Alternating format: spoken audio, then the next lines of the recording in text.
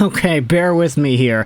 The reason we are combining these two stories into one video is simply because of assonance. Really? Like, that's it. Say it out loud, will ya? Raymond Swayman. Ooh, that sounds so funny. And I thought that, hey, because these stories are kind of similar, and because they're not, like, huge, I don't want to try to stretch out an 8-minute video out of both of these things. Let's just do 4 and 4, or 4.5, 4.5, or 5 and 5 even, and combine them here today. So what we're doing in this video is talking about the Boston Bruins and Detroit Red Wings, because there are two guys that at the time of recording this audio of me speaking into the microphone, they remain unsigned. Of course, we're talking about Raymond and Swayman, two guys whose names sound the same if you sound it out a particular way, but we did have ourselves some updates in regards to both of these guys, and I wanted to go over and talk about them here in a video. Starting out with the David Pagnotta tweet. This was published yesterday in the afternoon, and it got a lot of people talking. We touched up on a few RFAs that NHL Network Pagnotta said a few moments ago. Here's a quick recap.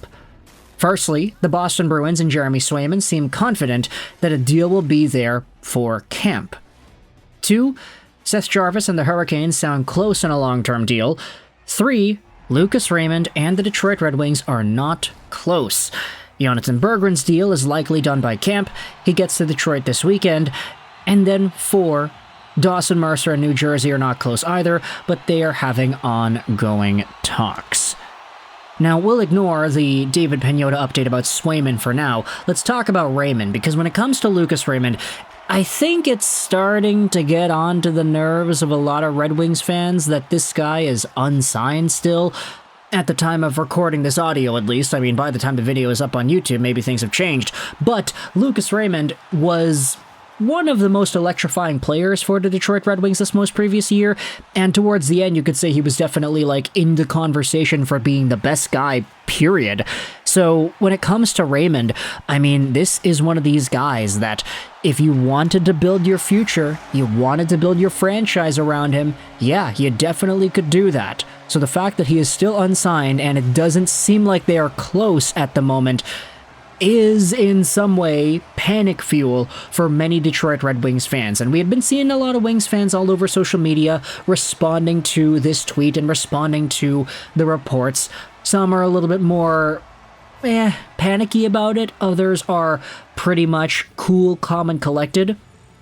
I've been seeing some people go out there and say that, hey, David Pagnotta can act as a mouthpiece for different parties at times like these, so maybe it's the agent, maybe it's the team, maybe it's somebody trying to negotiate through the media. That's kind of the phrasing that I saw pop up on Reddit, how this really would not be out of the ordinary if you wanted to talk about a player's status or a player's contract demands being leaked out into the media via an insider like David Pagnotta, for example. And then there are those talking about the Steve Yzerman way, everybody defends the Yzer plan. Everybody knew that there wasn't going to be an easy, breezy, beautiful negotiation here for the Detroit Red Wings, and Steve Yzerman is willing to pay hardball in these types of situations. So the fact that it's gotten this far, where it's not even close, and we're already at the end of August, September is rolling around in a few days here, you could say it's not really surprising, but at the same time, it's not like, oh, everybody's saying this is a good thing, right?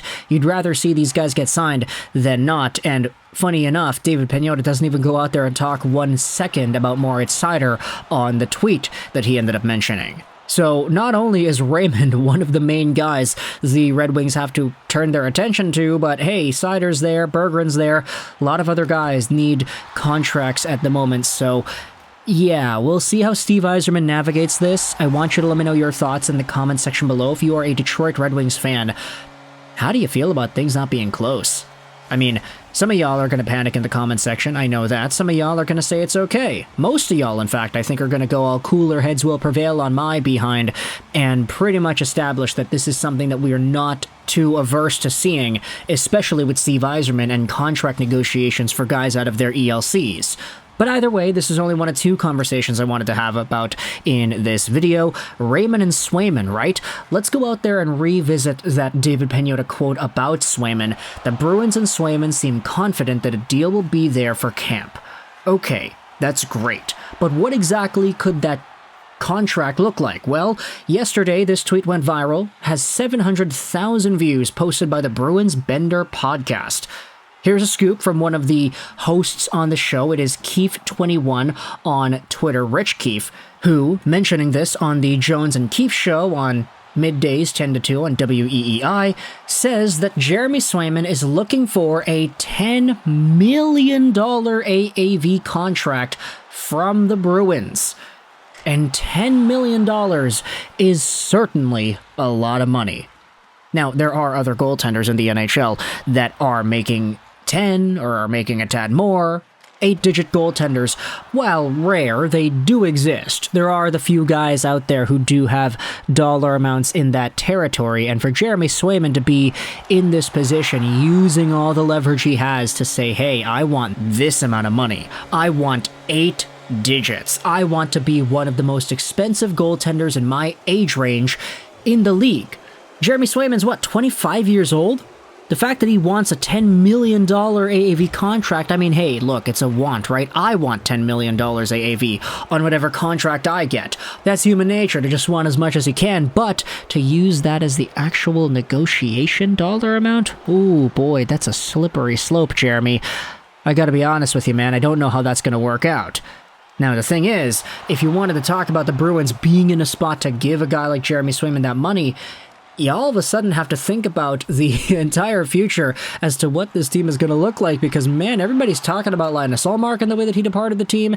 Everybody's talking about how Swayman is going to get the bag. I don't know if anybody really thought that this would be the amount of bag that he would get if he was able to get a contract like this out of this situation, because the Boston Bruins, after letting Linus Ullmark go, I mean, look, what leverage do they have in this situation? Sure, they wanted to bet the future in Jeremy Swayman. That's why they let Ullmark go to the Ottawa Senators. But if Swayman pulls out his own trump card and says, hey, you guys don't have a goalie that is worth keeping around if I don't sign whatever dollar amount I want to sign, what are you going to do? Rely on Joonas Korpisalo?